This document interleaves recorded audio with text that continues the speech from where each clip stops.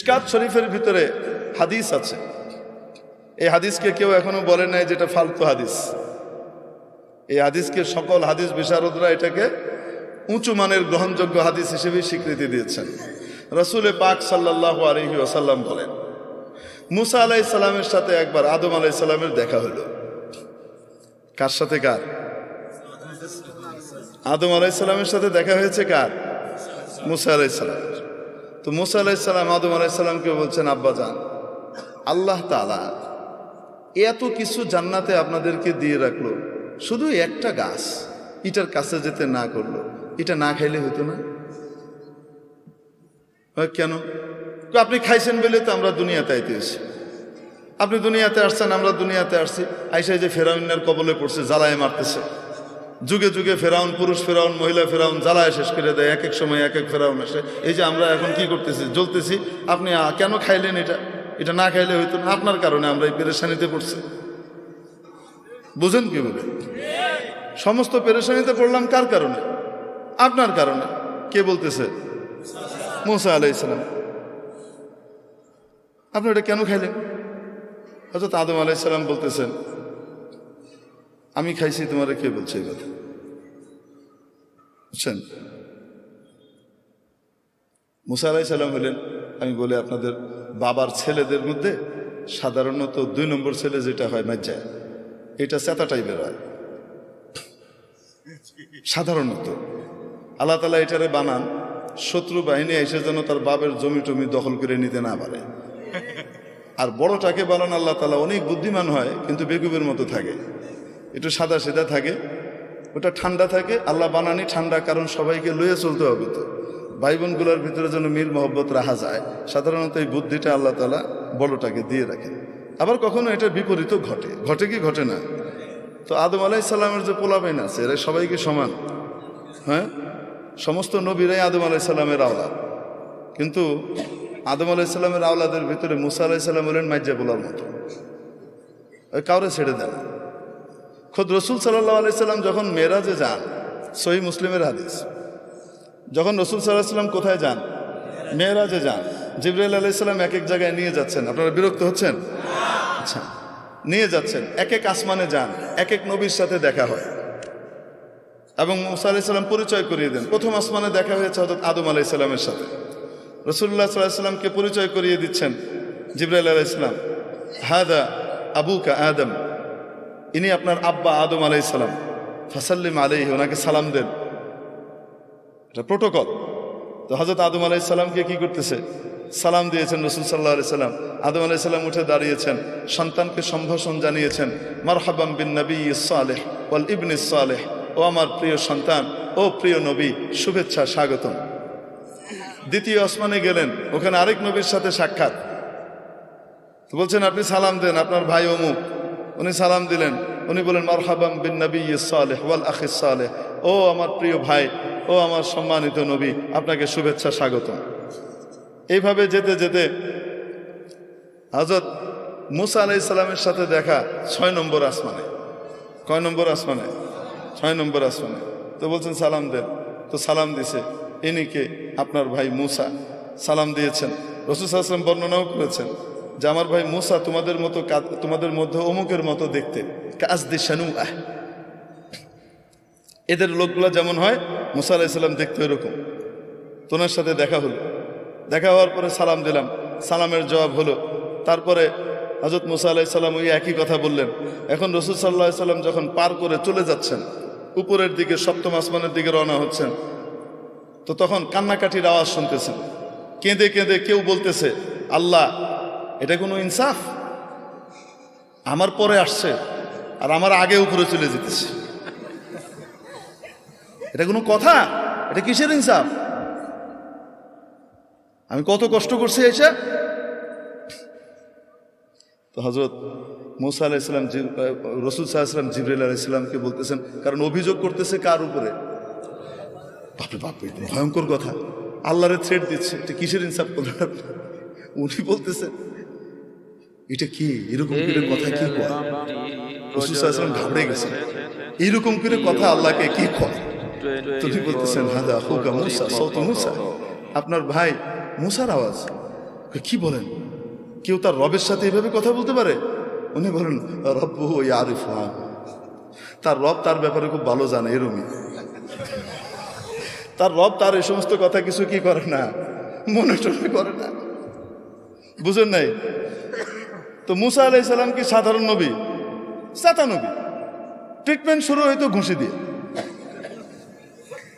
কথা পরে আগে ফিটা। করলে কেন এরকম? বুঝেন নাই? ঘুষি একটা মারছে, গেছে মিটে। ওনার ঘুষিতে যে এত পাওয়ার উনি নিজেও তো জানেন না। সুবহানাল্লাহ, আল্লাহু আকবার। তো মুসা আলাইহিস সালাম সাধারণ নবী না চেতা নবী? আল্লাহ তাআলার বড় প্রিয় নবী। আদম আলাইহিস সালামরও ছেড়ে দিচ্ছে না, ধরছে বাপরে। বুঝতে পারছেন? বাবারে ধরে বলতেছে, আপনি এই জিনিসটা না খাইলে কি হইতো না? আপনি সারা জান্নাত ভর্তি জিনিস সারা জীবন খেয়ে শেষ করতে পারতেন না, ওই একটা খায়া আপনি অনার সৃষ্টি করে আইলেন। দুনিয়াতে আসলে আমাদেরকে জ্বালা যন্ত্রণা ভোগ করতে হচ্ছে, আপনার কারণে আমাদেরকে সব দুনিয়াতে এসে পরীক্ষা দিতে হচ্ছে আর কষ্ট করতে হচ্ছে। হযরত আদম আলাইহিস সালাম তো তার রব যেহেতু ওনার বান্দার এই ভাষা সম্পর্কে বুঝে, তো বাপও তো বুঝে। তো বাপও রাগ করতেছে না, চপ বেয়াদব কোথাকার, তুই আমার লগে এভাবে কথা কস, এটা কইতেছে না। বাপ ঠান্ডা। বাপ বলতেছে, আমি এরকম করে খাইছি তাই আমাকে দুনিয়া আসতে হয়েছে, তোমরা এসো। কে বলছো তোমাকে এটা? তুমি ছিলা তো? আমি থাকি আর না থাকি তাওরাতের ভিতরে আছে। আমার কাছে যে আল্লাহ তাওরাত কিতাব নাজিল করছেন সেই কিতাবে আছে, আপনি কাম ঘটাইছেন। তারপরে আমরা আসছি। তাহলে আদম আলাইহিস সালাম রাগ না। আদম আলাইহিস সালাম জিজ্ঞেস করেন, আচ্ছা তাওরাতের ভিতরে আছে? হ্যাঁ। তুমি তোমার তাওরাত সম্পর্কে জানো? তাওরাত কবে লেখা হয়েছে? হ্যাঁ, জানবো না কেন? কবে লেখা হয়েছে? আপনার জন্মের 50,000 বছর আগে লেখা হয়েছে। আরেক রাতে 40,000 বছরের কথা আছে। 50,000 বছর আগে লেখা হয়েছে। ও, আমার জন্মের 50,000 বছর আগে তোমার তাওরাত লেখা হয়েছে? হ্যাঁ, তাওরাতের ইতিহাস আমার উপরে তাওরাত নাযিল হয়েছে, আমি জানবো না? আচ্ছা, তো বেটা একটু বলো দেখি, আমার জন্মের 50,000 বছর আগে তোমার কিতাবে যেটা লিখে দেওয়া হয়েছে সেটা আমি করছি, আমার দোষটা করি? দেখে আমি করছি না, উনি চাইছেন তাই করছি। আরে পরের কথাটা হাদিসে নাই, আমি বলতেছি। আরে যদি আমি ওইটা না খাইতাম তুমি আমার উপরে প্রশ্ন উত্থাপন করারই সুযোগ পাইতা না। আমরা মিয়া বিবি জান্নাতে থাকতাম, পোলাপাইন তো আর হইতো না। পোলাপাইন হওয়ার জন্য কিছু নাপাক জিনিস বের হয় কি হয় না? ওটা তো জান্নাতে বের করার কোনো সুযোগ নাই। তো তোমার দুনিয়াতে আসার জন্য তো, এই কথা কবার জন্য তো আমার নিচে আসা দরকার ছিল। তোমার তো শুকরিয়া আদায় করা উচিত যে আমি ওইটা খাইছি তাই তুমি জান্নাতের মুখ দেহ নবী হইছ। এটা উনি আমি ভাবার তো বললাম, কিন্তু আদম আলাইহিস সালাম বলছেন যেটা আমার জন্মের এত হাজার বছর আগে তোমার কিতাবে লিখে দেওয়া হয়েছে সেটার জন্য কি আমি দায়ী?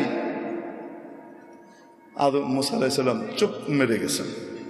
রাসূলুল্লাহ সাল্লাল্লাহু আলাইহি ওয়াসাল্লাম এখানে বলেন খুব মজার কথা, ফাহাজ্জা আদম মুসা, আদম মুসাকে পথ করে ফেলাই দিয়েছে। আদম মুসাকে এভাবে কি করছেন? ধাই করে ফেলে দিয়েছেন, হারিয়ে দিয়েছেন। আমরা বলি না আদম মুসাকে কি করেছেন? হারিয়ে দিয়েছেন। রাসূল সাল্লাল্লাহু আলাইহি ওয়াসাল্লাম এটা যখন বলেন, বলতে গিয়ে হেসে দিয়েছেন, কারণ বাপের গর্ব তো নিজের গর্ব, আরে কয় না কেন? তো আমরা আদমের সন্তান, এজন্য কি আমরা লজ্জিত না গর্বিত? তো এই যে হযরত আদম আলাইহিস সালামের সাথে এই মূসার কথোপকথন, আলাইহিস সালামের কথোপকথন কোথায় হয়েছে, এই হলো প্রশ্ন। বুঝাতে পারি নাই? মুহাদ্দিসিনে কেরাম এখানে ঘাটাঘাটি করছেন যে এই দুইজনের সাক্ষাৎটা কোথায় ঘটেছিল। অনেকগুলো মত আছে। এক হলো রূহ জগতে ঘটেছিল, আরেক হলো এখান থেকে যাওয়ার পরে এল্লিনে ঘটেছে, দুইজনের ওখানে দেখা হয়েছে, তখন হয়েছে। সবচেয়ে গ্রহণযোগ্য মত হলো আদম আলাইহিস সালামের জায়গায় আর মুসা আলাইহিস সালাম দুনিয়াতে মুসা আলাইহিস সালামের জায়গায়, এখানে থেকে বাপের সাথে একবার কন্ট্যাক্ট হয়েছে। বাবার সাথে কি হয়েছে? কথাবার্তা হয়েছে। কিভাবে হয়েছে?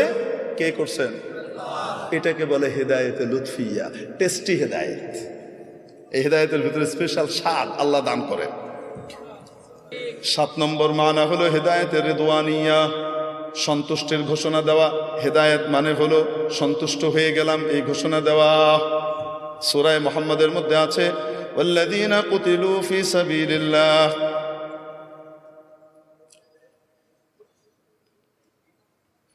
ইন্নাল্লাযীনা কুতিলু ফি সাবিলিল্লাহি ফালান ইউদিল্লা আ'মালাহুম সায়াহদীহিম ওয়া ইউসলিহু বালাহুম। নিশ্চয় যারা আল্লাহর রাস্তায় শহীদ হয়েছেন তাদের আমলকে আল্লাহ নষ্ট করবেন না, অতি সত্বর আল্লাহ তাদেরকে হেদায়েত দিবেন। তবে দুনিয়া থেকে মরে চলে গেছে, আবার হেদায়েত দিবেন মানে? শহীদ তো দুনিয়া থেকে চলে গেছেন, তাকে আবার হেদায়েত দেওয়ার অর্থ কি? অর্থ হলো আল্লাহ রাব্বুল আলামিন অতি সত্বর তার উপরে সন্তুষ্টির ঘোষণা দিবেন, বান্দা তোমার উপরে আমি খুশি হয়ে গেছি, আর কখনো নারাজ হব না। মেরে মুআজ্জাজ হাজরিন, এই হেদায়েতের দরকার আছে না নাই? সূরা ফাতিহার মধ্যে রব্বুল আলামিন আমাদেরকে হেদায়েত প্রার্থনা করা শিখিয়েছেন। ইহদিনাস সিরাতাল মুস্তাকিম, আমাদেরকে সত্য সরল সঠিক পথ সিরাতে মুস্তাকিমের হেদায়েত দেন। সেটা কোন পথ? সিরাতাল্লাযীনা আন'আমতা আলাইহিম, তাদের পথ যাদের উপরে আপনি করুণার নিয়ামত বর্ষণ করেছেন। মুআজ্জাজ হাজরিন, এজন্য আল্লাহ ওয়ালাদের সোহবতে যত বেশি সময় কাটাবো তত বেশি আমাদের জন্য হেদায়েতের উপরে চলা সহজ হবে। না হলে এখান থেকে ওখান থেকে শয়তান হামলা করবে, টেনে নিয়ে যাবে। আল্লাহ তাআলা আমাদেরকে বুঝবার তৌফিক নসিব করেন।